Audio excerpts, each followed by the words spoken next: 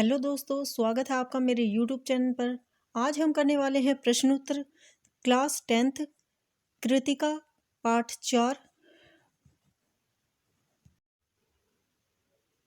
Hello दोस्तों, आज हम करने वाले हैं प्रश्नोत्तर कृतिका पाठ 4। एही ठैया झुलनी हैरानी हो रामा। पहला प्रश्न, हमारी आज़ादी की लड़ाई में समाज के उपेक्षित माने जाने वाले वर्ग का योगदान भी कम नहीं रहा। इस कहानी में ऐसे लोगों के योगदान को लेखक ने किस प्रकार उभारा है? उत्तर, भारत की आज़ादी की लड़ाई में हर धर्म और वर्ग के लोगों ने बढ़ चढ़ कर भाग लिया था। इस कहानी में लेखक ने टुन्नू व दुलारी जैसे पात्रों के माध्यम से उपेक्षित वर्ग के योगदान को उभारने की कोशिश की है। टुन्नू व दुलारी दोनों ही कजली गायक हैं। टुन्नू ने आज़ादी के लिए निकाले गए जुलूसों में भाग लेकर वह अपने प्राणों की आहुति देकर यह सिद्ध किया है कि यह वर्ग मात्र नाचने या गाने के लिए पैदा नहीं हुआ है, अपितु इनके मन में भी आज़ादी प्राप्त करने का जोश है। इसी तरह दुलारी द्वारा रेशमी साड़ियों को जलाने के लिए देना भी एक बहुत बड़ा कदम था, तथा इसी तरह जलसे में बतौर गायिका जाना व उसमें नाच गाना उसके अप्रत्यक्ष योगदान की ओर इशारा करता है।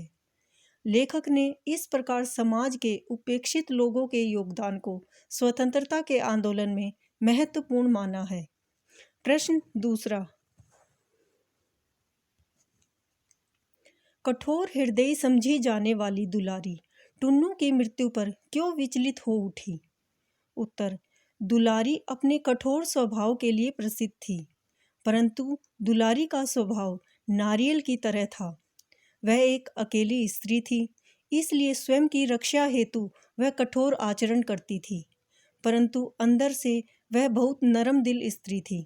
टुन्नू जो उसे प्रेम करता था, उसके लिए उसके हृदय में बहुत खास स्थान था, परंतु वह हमेशा टुन्नू को तुतकारती रहती थी, क्योंकि टुन्नू उससे उम्र में बहुत छोटा था। उसके मन में टुन्नू का एक अलग ही स्थान था। उसने जान लिया था कि टुन्नू उसके शरीर का नहीं बल्कि उसकी गायन कला का प्रेमी था। फेकू द्वारा टुन्नू की मृत्यु का समाचार पाकर उसका हृदय दर्द से फट पड़ा और आंखों से आंसुओं की धारा बह निकली। किसी के लिए ना पसीजने वाला उसका हृदय आज चित्कार कर रहा था। टुन्नू की मृत्यु ने टुन्नू के प्रति उसके प्रेम को सबके समक्ष प्रस्तुत कर दिया। उसने टुन्नू द्वारा दी गई खादी की धोती भी पहन ली। तीसरा प्रश्न, कजली दंगल जैसी गतिविधियों का आयोजन क्यों हुआ करता होगा? कुछ और परंपरागत लोक आयोजनों का उल्लेख कीजिए। उत्तर, कजली लोक गायन की एक शैली है। इसे भादो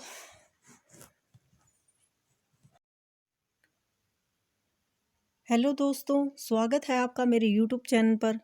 आज हम करने वाले हैं प्रश्न उत्तर कृतिका पाठ 4। एही ठैया झुलनी हैरानी हो रामा। पहला प्रश्न, हमारी आज़ादी की लड़ाई में समाज के उपेक्षित माने जाने वाले वर्ग का योगदान भी कम नहीं रहा।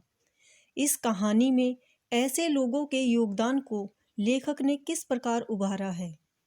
उत्तर, भारत की आज़ादी की लड़ाई में हर धर्म और वर्ग के लोगों ने बढ़ चढ़ कर भाग लिया था।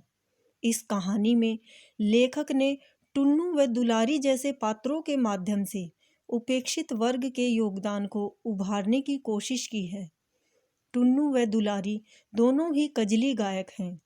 टुन्नू ने आज़ादी के लिए निकाले गए जुलूसों में भाग लेकर वह अपने प्राणों की आहुति देकर यह सिद्ध किया है कि यह वर्ग मात्र नाचने या गाने के लिए पैदा नहीं हुआ, अपितु इनके मन में भी आज़ादी प्राप्त करने का जोश है।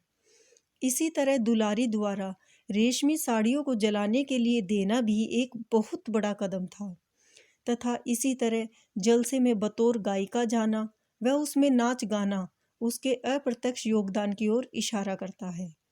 लेखक ने इस प्रकार समाज के उपेक्षित लोगों के योगदान को स्वतंत्रता के आंदोलन में महत्वपूर्ण माना है।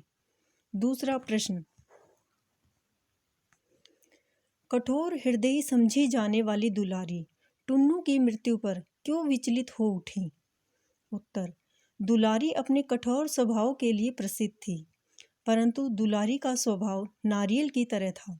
वह अकेली स्त्री थी, इसलिए स्वयं की रक्षा हेतु वह कठोर आचरण करती थी, परंतु अंदर से वह बहुत नर्म दिल स्त्री थी।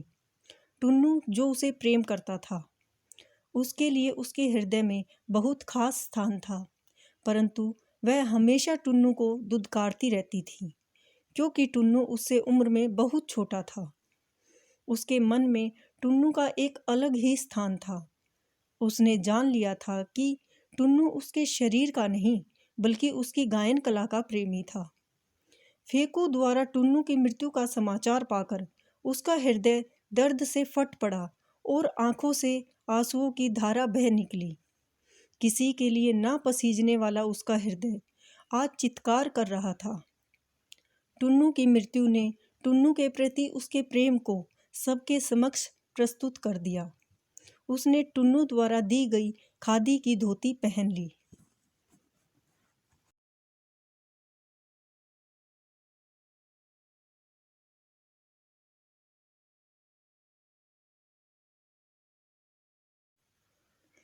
तीसरा प्रश्न: कजली दंगल जैसी गतिविधियों का आयोजन क्यों हुआ करता होगा?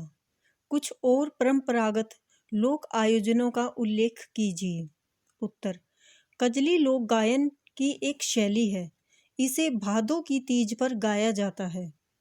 उस समय इनका आयोजन मनोरंजन का साधन हुआ करता था। इसके माध्यम से जन प्रचार भी किया जाता था। इनमें भाग लेने वाले लोग इसे प्रतिष्ठा का प्रश्न बना लेते थे। इन कजली गायकों को बुलाकर समारोह का आयोजन किया जाता था। अपनी प्रतिष्ठा को उनके साथ जोड़ दिया जाता था।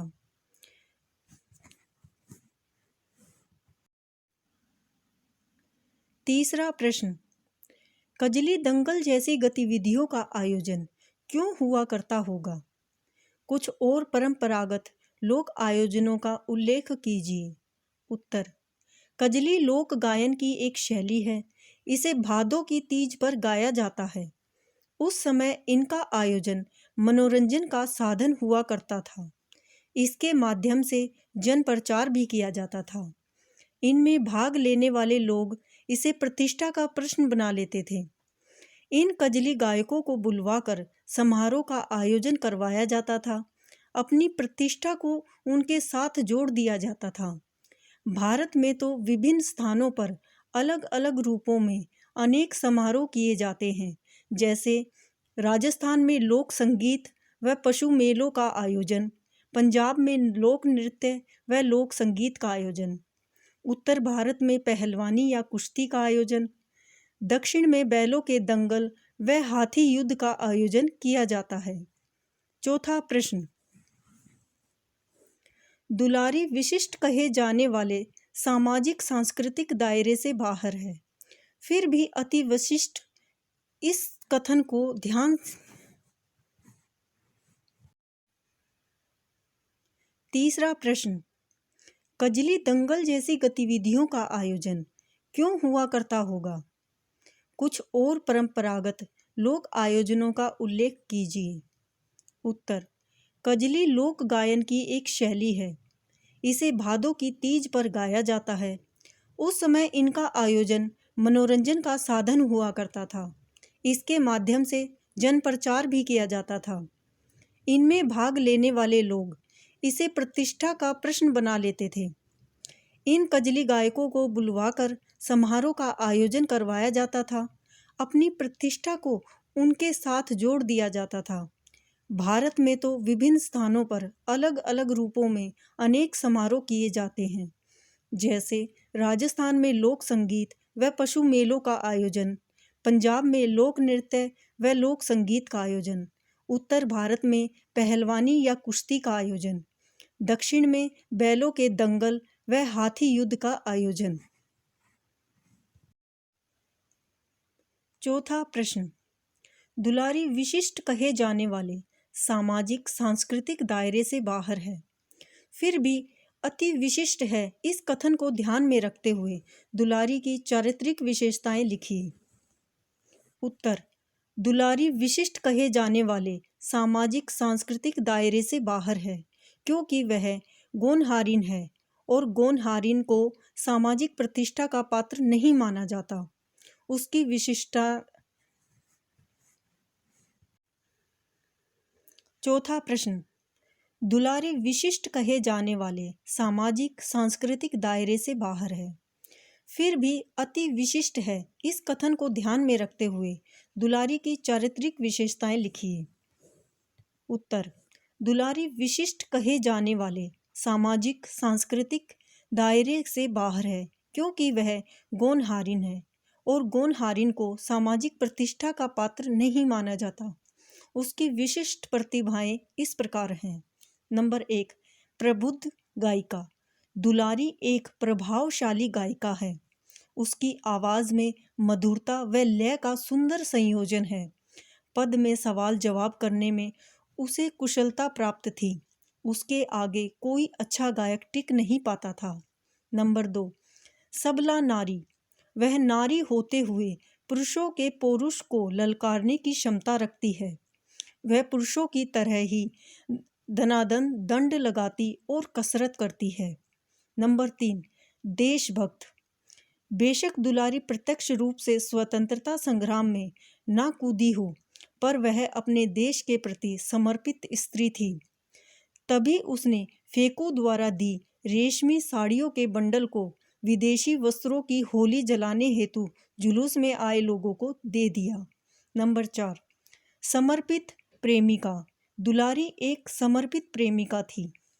वह टुन्नू से मन ही मन प्रेम करती थी, परंतु उसके जीते जी उसने अपने प्रेम को कभी व्यक्त नहीं किया। उसकी मृत्यु ने उसके हृदय में दबे हुए प्रेम को आंसुओं के रूप में प्रभावित कर दिया। चौथा प्रश्न: दुलारी विशिष्ट कहे जाने वाले सामाजिक सांस्कृतिक दायरे से बाहर है, फिर भी अति विशिष्ट है इस कथन को ध्यान में रखते हुए दुलारी की चारित्रिक विशेषताएं लिखिए। उत्तर: दुलारी विशिष्ट कहे जाने वाले सामाजिक सांस्कृतिक के दायरे से बाहर है, क्योंकि वह गौनहारिन है और गौनहारिन को सामाजिक प्रतिष्ठा का पात्र नहीं माना जाता। उसकी विशिष्ट प्रतिभाएं इस प्रकार हैं। नंबर 1, प्रबुद्ध गायिका। दुलारी एक प्रभावशाली गायिका है। उसकी आवाज़ में मधुरता व लय का सुंदर संयोजन है। पद में सवाल जवाब करने में उसे कुशलता प्राप्त थी। उसके आगे कोई अच्छा गायक टिक नहीं पाता था। नंबर 2, सबला नारी। वह नारी होते हुए पुरुषों के पौरुष को ललकारने की क्षमता रखती है। वह पुरुषों की तरह ही धनाधन दंड लगाती और कसरत करती है। नंबर 3, देशभक्त। बेशक दुलारी प्रत्यक्ष रूप से स्वतंत्रता संग्राम में न कूदी हो, पर वह अपने देश के प्रति समर्पित स्त्री थी। तभी उसने फेको द्वारा दी रेशमी साड़ियों के बंडल को विदेशी वस्त्रों की होली जलाने हेतु जुलूस में आए लोगों को दे दिया। नंबर 4, समर्पित प्रेमिका। दुलारी एक समर्पित प्रेमिका थी। वह टुन्नू से मन ही मन प्रेम करती थी, परंतु उसके जीते जी उसने अपने प्रेम को कभी व्यक्त नहीं किया। उसकी मृत्यु ने उसके हृदय में दबे हुए प्रेम को आंसुओं के रूप में प्रवाहित कर दिया। नंबर 5, सहृदय नारी। वह एक सहृदया भी है। टुन्नू की मृत्यु पर उसकी आंखों से आंसुओं की मेघमाला उमड़ पड़ी है।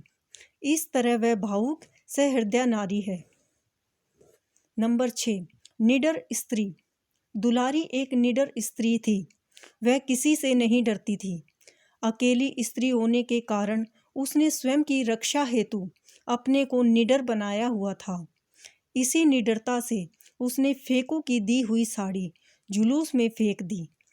टुन्नू की मृत्यु के पश्चात उसने खादी पहनकर समारोह में भाग लिया तथा गायन पेश किया। नंबर 8, स्वाभिमानी स्त्री। दुलारी एक स्वाभिमानी स्त्री थी। वह अपने सम्मान के लिए समझौता करने के लिए कतई तैयार नहीं थी। इसलिए उसने फेकू द्वारा दी गई प्रस्ताव को स्वीकार नहीं किया। 5वां प्रश्न, दुलारी का टुन्नू से पहली बार परिचय कहाँ और किस रूप में हुआ?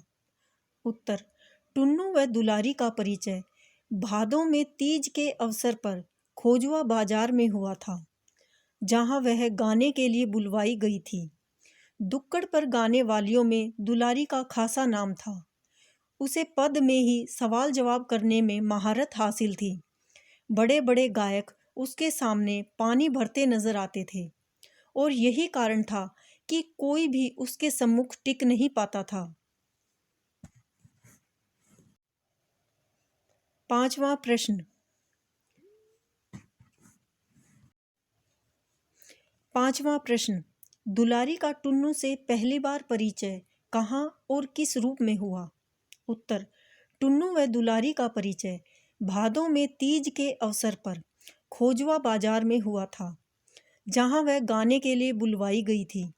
दुक्कड़ पर गाने वालियों में दुलारी का खासा नाम था। उसे पद में ही सवाल जवाब करने की महारत हासिल थी। बड़े बड़े गायक उसके आगे पानी भरते नजर आते थे और यही कारण था कि कोई उसके सम्मुख नहीं आता था। उसी कजली दंगल में उसकी मुलाकात टुन्नू से हुई थी। उसे भी पदात्मक शैली में प्रश्न उत्तर करने में कुशलता प्राप्त थी। टुन्नू दुलारी की चुनौती स्वीकार करता है। दुलारी मुस्कुराती हुई मुग्ध होकर उसे सुनती है। टुन्नू ने अपनी कला से दुलारी को नतमस्तक कर दिया था। 5वां प्रश्न, दुलारी का टुन्नू से पहली बार परिचय कहाँ और किस रूप में हुआ? उत्तर, टुन्नू व दुलारी का परिचय भादों में तीज के अवसर पर खोजवा बाजार में हुआ था, जहां वह गाने के लिए बुलवाई गई थी। दुक्कड़ पर गाने वालियों में दुलारी का खासा नाम था। उसे पद में ही सवाल जवाब करने की महारत हासिल थी। बड़े बड़े गायक उसके आगे पानी भरते नजर आते थे और यही कारण था कि कोई भी उसके सम्मुख नहीं आता था। उसी कजली दंगल में उसकी मुलाकात टुन्नू से हुई थी। उसे भी पदात्मक शैली में प्रश्न उत्तर करने में कुशलता प्राप्त थी। टुन्नू दुलारी की चुनौतियां स्वीकार करता है। दुलारी मुस्कुराती हुई मुग्ध होकर उसे सुनती है। टुन्नू ने अपनी कला से दुलारी को नतमस्तक कर दिया था। 6वां प्रश्न, दुलारी का टुन्नू को यह कहना कहाँ तक उचित था? ते सर उला बोल। 6वां प्रश्न, दुलारी का टुन्नू को यह कहना कहाँ तक उचित था? ते सरब उला बोल, जिंदगी में कब देखने लौट।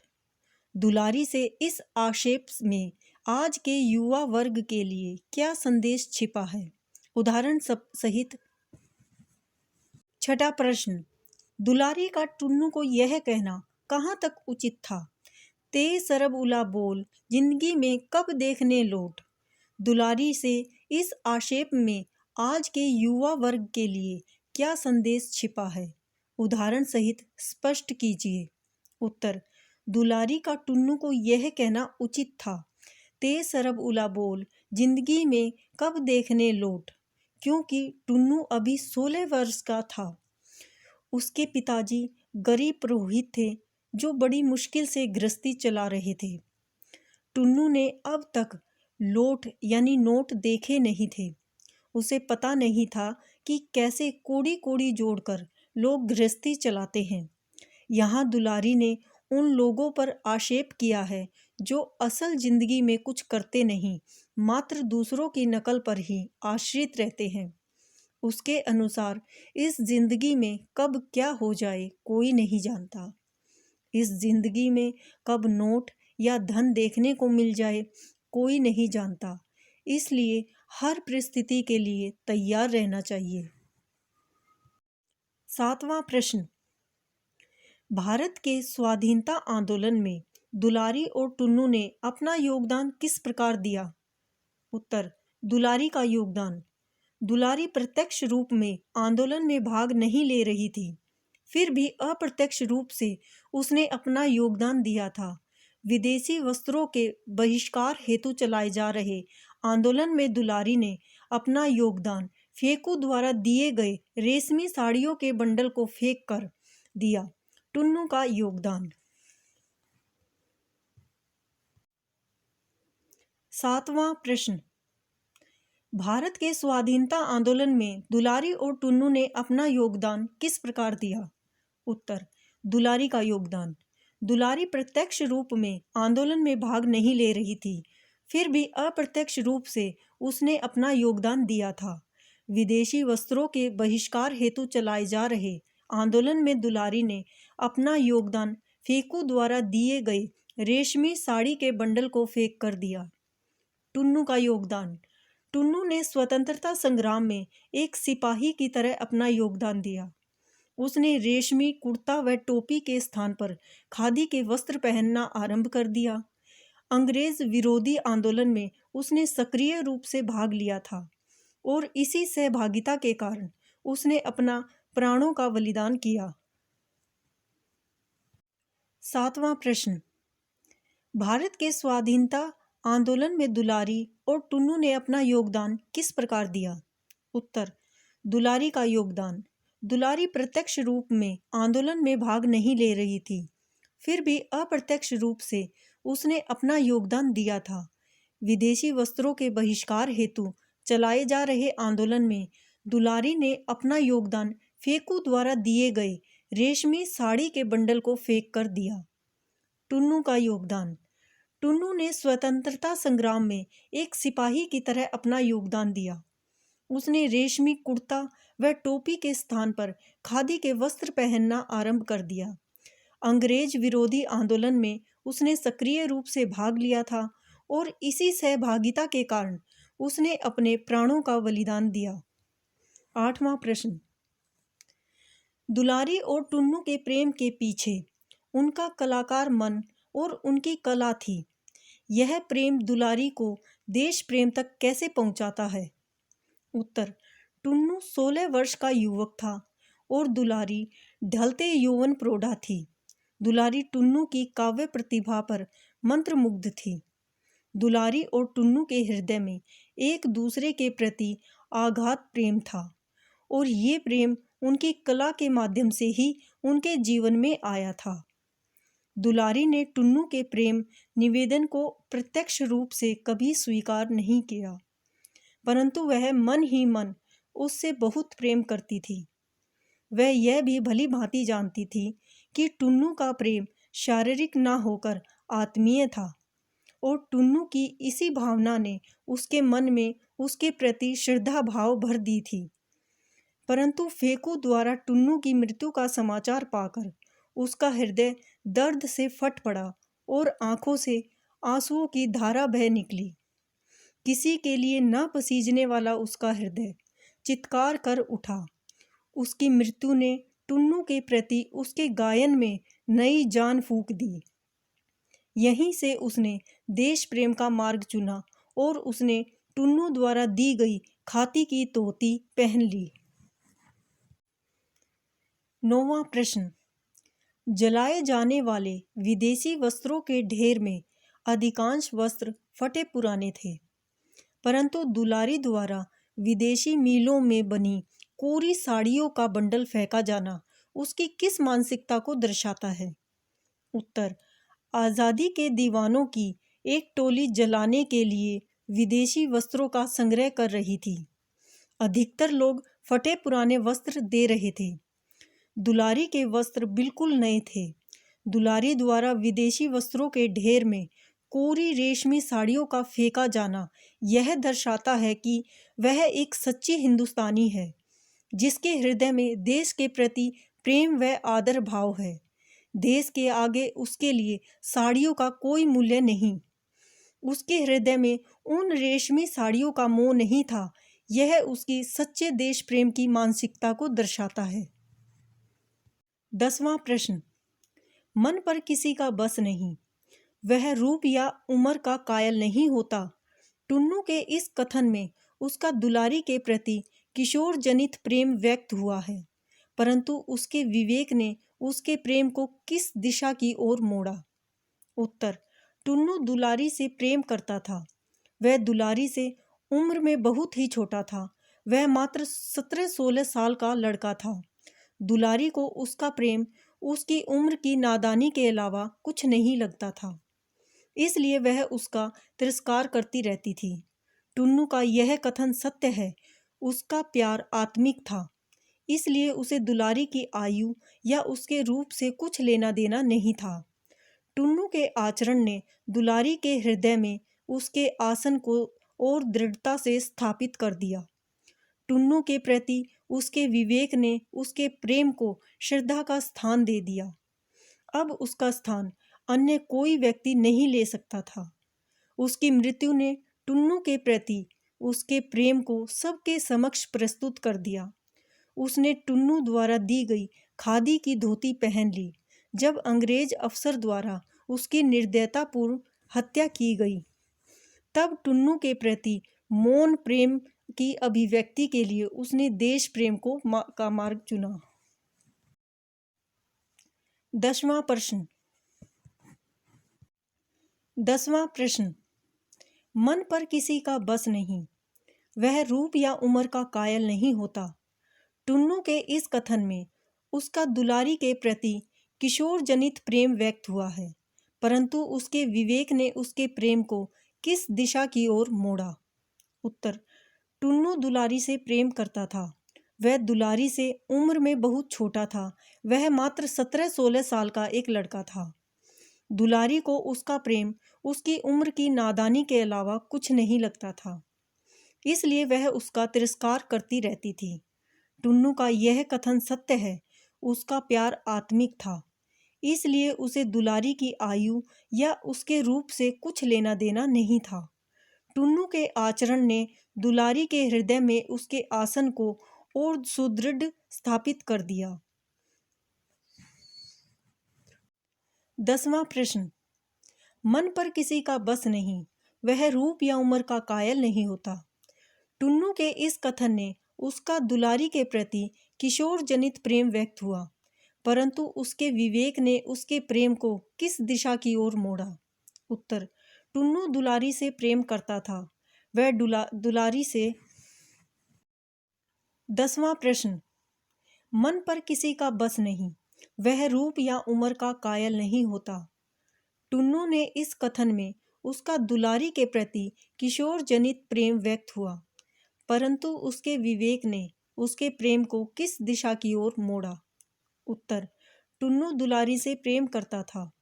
वह दुलारी से उम्र में बहुत ही छोटा था। वह मात्र 16-17 साल का लड़का था।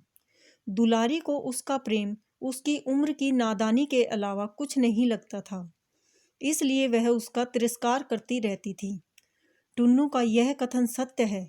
उसका प्यार आत्मिक था, इसलिए उसे दुलारी की आयु या उसके रूप से कुछ लेना देना नहीं था। टुन्नू के आचरण ने दुलारी के हृदय में उसके आसन को और दृढ़ता से स्थापित कर दिया। टुन्नू के प्रति उसके विवेक ने उसके प्रेम को श्रद्धा का स्थान दे दिया।